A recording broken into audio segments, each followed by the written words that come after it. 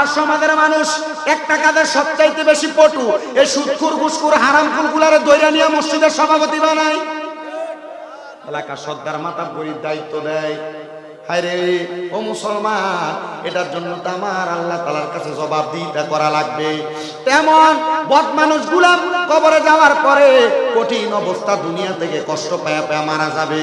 ইয়া রাসূলুল্লাহ, ইয়া হাবিবাল্লাহ, নবী গো আপনার কাছে জানতে চাই, আপনি নবী বলেন না দুনিয়ার জমিনের মধ্যে ইমানি মরণ কোন ব্যক্তি পাবে?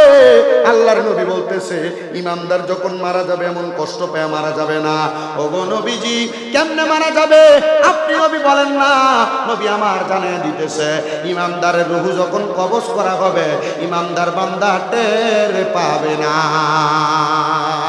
বান্দার রূহ কবজ করার জন্য বান্দার বুকের মধ্যে আজরাইল ফেরেশতা যখন আক্রমণ চালাইবো, বুকের সামনে এসে দুইজন ফেরেশতা দাঁড়ায়া যাইব, ডাক দিয়া বলবে আজরাইল, ও আজরাইল, এই বান্দার বুক দিয়ে রূহ কবজ করতে পারবা না, কারণ বান্দা ইমানদার, বান্দা মুমিন, বান্দার অন্তরে আল্লাহ নবীর ভালোবাসা আছে, এই জন্য বান্দার বুক দিয়ে বান্দার রূহ কবজ করা যাবে না। আজরাইল এসে বান্দার মুখের মধ্যে আবার আক্রমণ চালাইব, কিন্তু বান্দার মুখের মধ্য থেকে আওয়াজ আসবে রে আজরাইল, কপালের মধ্য থেকে আওয়াজ আসবে আজরাইল, বান্দার কপাল দিয়া তো রূহ বাইর করতে পারবা না, কারণ বান্দা সুবহান রাব্বিয়াল আলা বলে আল্লাহকে সেজদা দিয়েছে। এবার আজরাইল বান্দার ডান দিক দিয়ে আক্রমণ চালাইব, বান্দার ডান দিক থেকে আওয়াজ আসবে রে আজরাইল, বান্দার ডান দিক দিয়ে রূহ কবজ করা যাবে না। বলে কারণ কি? বলে বান্দার ডান দিকে আছে তার দান সদকা, বান্দার বাম দিকের মধ্যে আজরাইল যখন আক্রমণ চালাইব বান্দার বাম দিক থেকে জবাব দিবে আজরাইল, বান্দার বাম দিক দিয়ে বান্দার রূহ কবজ করা যাবে না, কারণ আমরা হলাম বান্দার পিতা মাতার খেদমত। এই চারটা জবাব পাইয়া আজরাইল ফেরেশতা আমার আল্লাহ তাআলার লামকানের কাছে ফিরে যায় আর ডাক দিয়ে বলে আল্লাহ, এই বান্দার রূহ তো কোনো দিক দিয়ে কবজ করা যায় না, যেই দিকে আক্রমণ চালায় ওই দিক দিয়ে ফেরেশতারা বাধা দিয়া দেয়। আমার আল্লাহ কয় আজরাইল, বান্দা তো ইমানদার, বান্দা তো মুমিন, এই বান্দার রূহ সাধারণভাবে কবজ করা যাবে না। বান্দা ইমানদার হওয়ার কারণে আল্লাহর হাবিব মুহাম্মদুর রাসূলুল্লাহ সাল্লাল্লাহু আলাইহি ওয়াসাল্লাম নবী আমার ঘোষণা করেছে, কোন মুমিন যখন মারা যাবে, মুমিনের ইন্তেকালের সময় কালেমা নসিব হয়ে মারা যাবে। ও মুসলমান, আল্লাহর কাছে তো এখনো দোয়া করেন না আল্লাহ যেন মরণের সময় কালেমা নসিব করে ইন্তেকাল দেয়। মুমিন বান্দা মারা যাবে, আল্লাহ বলবে রে আজরাইল, মুমিন বান্দা রূহ কবজ করবা, অনুমতি নেওয়া লাগবে, অনুমতি নেওয়া লাগবে। আপনি যদি মুমিন হন, আপনি যদি নামাজি হন, আপনি যদি হালাল খানেওয়ালা হন, আপনি যদি পাক্কা ইমানদার হন, তখন আপনার রূহ নেওয়ার জন্য আজরাইল অনুমতি নিয়ে আসবে। জোরে বলেন সুবহানাল্লাহ। নবীজির 6টা হাদিস শরীফকে জাস্টিফাই করে আল্লাহর প্রশংসাকারী বান্দার 10টা নিয়ামত, 10টা পুরস্কার আমি একসাথে কইরা সব মাহফিলে চেষ্টা করি এই কথাগুলো বলে দেওয়ার জন্য, যেন মানুষগুলা ইমানের পথে, নামাজের পথে, কোরআন সুন্নাহর পথে আসার চেষ্টা করে। কারণ আমরা এলেম শূন্য মানুষ, যা বলবো আল্লাহ এবং তার রাসূলের হাদিস, কোরআন এগুলা যাচাই করে যেগুলো বলে যাব, এগুলাকে আপনি আপনার জীবনের চলার পথের পাতে মনে করে যখন আপনার জীবন পরিবর্তন করবেন, তখন আপনি জান্নাতীদের পথ অনুসরণ করতে পারবেন, আর নচেত আপনি চলতে পারবেন, লাভ হবে।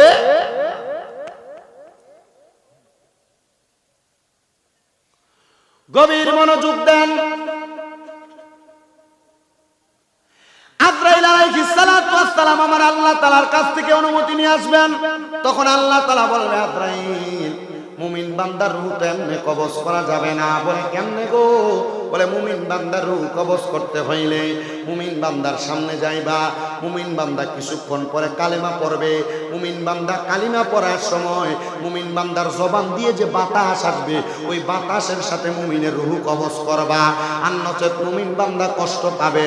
আমি আল্লাহ মুমিনকে কষ্ট দিয়ে মারি না। মুমিন মারা যাওয়ার সময় কষ্ট পায় না।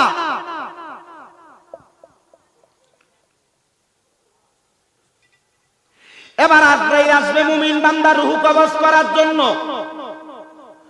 মুমিন বান্দার কাছে আজরাইল আসার আগে আল্লাহ তাআলা আরো 2টা ফেরেশতা পাঠাইবেন। বলেন কয়টা ফেরেশতা? 2টা ফেরেশতা পাঠাইবে। একটা ফেরেশতা মুমিন বান্দার মাথার কাছে বসবে, আর একটা ফেরেশতা মুমিন বান্দার নাকের ডগার মধ্যে বসবে।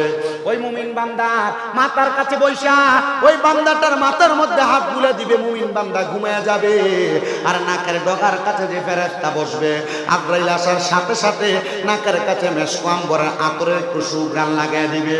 ওই সুঘ্রাণটা লাগায় দেওয়ার সাথে সাথে মুমিন বান্দা ঘুম থেকে জাগ্রত হবে। একজন ফেরেশতার হাতের মধ্যে জান্নাতি একটা আপেল থাকবে, ওই আপেলটা মুমিন বান্দার সামনে ধরে রাখবে।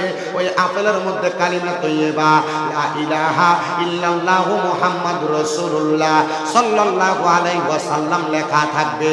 এবার মুমিন বান্দা চক্ষুটা কইলা পড়বে লা ইলাহা ইল্লাল্লাহু মুহাম্মাদুর রাসূলুল্লাহ সাল্লাল্লাহু আলাইহি ওয়াসাল্লাম। জোরে পড়ি সুবহানাল্লাহ। মুমিন বান্দা যখন কালিমা পড়বে রে, উরপুরের মানুষ, হাজীগঞ্জের মানুষ, চাঁদপুরের মানুষ, এবার মুমিন বান্দার রূহ যখন আজরাইল কবজ করবে, ও বন্ধু, রূহ কবজ করার পরে দেহটা ছিন্ন ছিন্ন অবস্থায় পড়ে থাকবে। এলাকার মানুষ আপনাকে আমাকে কাফন দিবে, গোসল করাইয়া জানাজা দিয়া দাফন করে দিবে। কিন্তু আজরাইলের মাঝে এবং আল্লাহর মাঝে মুমিন বান্দার রূহুর মাঝে একটা প্রেমের খেলা চলবে। হুজুর কেমনে গো? আরে মুমিন বান্দার রূহ তো আজরাইলের হাতের মধ্যে থাকবে না। আমরা এলাকার এক প্রকারের মাছ আছে যেটা ধরতে গেলে হাতে থাকে না, ফিসতে থাকা, নাম কি? কি মাছ? মুমিন বান্দার রূহ আজরাইলের হাতে থাকবে না। আজরাইল বলবে আল্লাহ, ও আল্লাহ, আমার হাতের মধ্যে মুমিন বান্দার রূহটা তো থাকতেছে না। বলে মুমিন বান্দার রূহ যেহেতু থাকে না, কোন জায়গায় রাখা যায়? আল্লাহ তাআলা আসমান থেকে অনুমতি প্রদান করবে, জান্নাতের মধ্য থেকে স্বর্ণ এবং রূপার দুইটা পেয়ালা নিয়া মুমিন বান্দার রূহ রেখে দাও। এবার মুমিন বান্দার রূহটা ওই জায়গার মধ্যে যদিও রাখা হবে, কিন্তু রূহটা সেই জায়গার মধ্যে থাকবে না। মুমিন বান্দার রূহ ফিরিয়ে দেওয়া হবে, ফিরিয়ে দেওয়া হবে। কারণ আল্লাহ তাআলা কুরআনুল কারীমে ঘোষণা করেছেন, ওয়ালা তাকুলু লিমান ইউকতালু ফি সাবিলিল্লাহি আমওয়াত বাল আহইয়াউ ওয়ালাকিন লা তাশউরুন। যারা মুমিন বান্দা তাদের রূহ ফিরত দেওয়া হবে, তারা মারা যায় না, তারা জিন্দা। আল্লাহ তাআলা কুরআনুল কারীমের মাধ্যমে জানায়া দেয়, বান্দা শোনো শোনো, দুনিয়ার বান্দার দলেরা যারা মুমিন, তারা মারা যায় না, মারা যায় না, মারা যায় না। মুমিন বান্দারা দুনিয়ার জমিন থেকে ইন্তেকাল করে, বাবিল ফেয়ালের ওজনে স্থানান্তরিত হইয়া মুমিন বান্দা দুনিয়া থেকে কবরের মধ্যে চলে যায়। কিন্তু ওই মুমিন বান্দা কবরের মধ্যে যায় এমনি থাকে না, তারা আমার আল্লাহ তাআলার কুদরতি কদমের মধ্যে সেজদা আদায় করে। এই মুমিনের মরান, কিন্তু মুমিনের ওই রূহটা যখন আজরাইল নিয়ে প্রথম আসমানের দিকে যায়, আমার আল্লাহ তাআলার ফেরেশতা আজরাইল আলাইহিস সালাতু ওয়াস সালামকে মুমিন বান্দার রূহ জবাব দেয়, রে আজরাইল, আমার রূহ তুমি কেন উপরের দিকে নিয়ে যাচ্ছ এত আস্তে আস্তে? তুমি যদি জানতা আমার আল্লাহ তাআলা আমার জন্য কত বড় নিয়ামত জান্নাতের মধ্যে রেডি করে রাখছেন, তাহলে তুমি আমাকে এত আস্তে আস্তে নিয়ে যাইতা না, অনেক দ্রুত আমার জান্নাতের দিকে নিয়ে যাইতা। এটা হইল ঈমানি মরণের খাসলত রে বাবা। কিন্তু আল্লাহর নবী রাহমাতুল্লিল আলামিন নবী বলতেছেন, আল্লাহর প্রশংসা যদি আল্লাহর কোন বান্দা করে, আল্লাহর শুকরিয়া যদি আল্লাহর কোন বান্দা আদায় করে, করার কারণে আমার আল্লাহ তাআলা ওই বান্দারে কবরে রাখার পরে, ওই কবরে যখন মানুষ দেখবে তার মাটির মধ্যে শোয়া দেওয়া হচ্ছে, কিন্তু তার মাটির মধ্যে শোয়া দেওয়া হয় না, রহমতের তিনজন ফেরেশতা দিয়া তার কবরের মধ্যে জান্নাতি একটা সামিয়ানা ব্যবস্থা করে, জান্নাতি একটা বিছানার ব্যবস্থা করে দেওয়া হয়। জোরে পড়ি সুবহানাল্লাহ।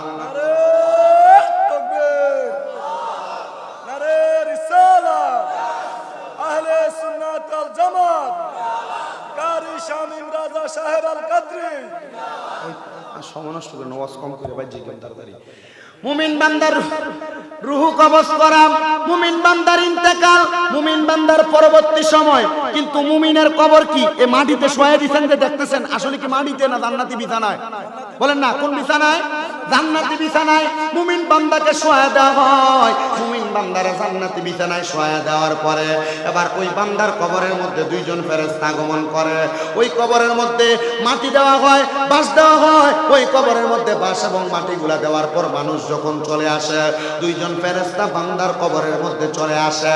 ওই দুইজন ফেরেশতা মুনকার নকির যখন বান্দার কবরে আসবে, বান্দা তখন কবরের মধ্যে হাই হুতাশ করবে, কিন্তু কোন মুমিন কবরে হাই হুতাশ করে করবে না। কারণ কি? মুমিন বান্দা 5 ওয়াক্ত নামাজ আদায় করেছে, ওই নামাজের পূর্ববর্তী সময় মুমিন বান্দা ওযু করেছে। নবীজি বলেছেন আমার উম্মত কারা হবে? তারা ওযুর পানি না পাইলে তায়াম্মুম দ্বারা হইল ওযু করে ইবাদত করবে, নামাজ আদায় করবে। নবীর উম্মতের 4 খাসলত, যেই কথাটা তাওরাত কিতাবের মধ্যে উল্লেখ করা হয়েছে, আল খাসাইসুল কুবরা কিতাবের মধ্যে নবীজির একটা হাদিস 4 জন বর্ণনাকারী বর্ণনা করেছে। বলেছে হযরতে মুসা আলাইহিস সালাতু ওয়াস সালামের কাছে এবং ওনার ভাই হারুন আলাইহিস সালাতু ওয়াস সালামের কাছে বলা হয়েছে এমন কিছু উম্মত আগমন করবে যারা সূর্য দেইখা নামাজ পড়বে, যারা ওযুর পরিবর্তে মানে পানি না পাইলে তায়াম্মুম করবে, যারা আল্লাহ রাসূলের কথা শুনলে জীবন কুরবান করার জন্য প্রস্তুত থাকবে, আর যারা দুনিয়ার জমিনের মধ্যে তাদের সম্পদগুলা আল্লাহর রাস্তার মধ্যে বিলীন করে দিবে, এই উম্মতগুলা হবে অনেক সম্মানিত মর্যাদাবান। মুসা নবী দোয়া করছিল আল্লাহ এই উম্মতকে আমারে দান করেন।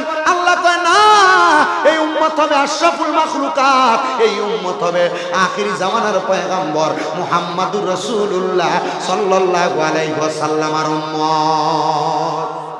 মুসা নবী বলছে আল্লাহ তাহলে এই উম্মতের 4টা খাসলতের মধ্যে একটা খাসলত আমার উম্মতকে দান করেন। আমাদের যে 4টা খাসলত উম্মতে মুহাম্মদী, এর মধ্যে থেকে কয়টা খাসলত? একটা খাসলত আমি মুসা নবীর উম্মতকে দান করেন। বলছে মুসা নবী পারা যাবে না। বলে কেন? বলে আপনার উম্মতের ভিতরে অনেক থাকবে উগ্র ঘাউরা টাইপের উম্মত থাকবে। মুসা আলাইহিস সালাতু ওয়াস সালামকে আল্লাহ এটা কি বলেন? বলে হ্যাঁ, তো এই মুসা নবীর উম্মতেরা এমন অত্যাচার মানুষের উপর করছে, এক শ্রেণীর উম্মত করার পর হযরত মুসা আলাইহিস সালাতু ওয়াস সালাম আল্লাহর কাছে বলছে আল্লাহ এই উম্মত তো আমি নবীর বদনাম করতেছে। আল্লাহ বলছে না মুসা, তুমি আমার ইবাদত করো, প্রশংসা করো, আমি তোমার মর্যাদা তোমার সম্মান বৃদ্ধি করব, কিন্তু যারা অত্যাচার অনাচার করে তাদের সম্মান আমি বৃদ্ধি করব না, দুনিয়াতেও লানত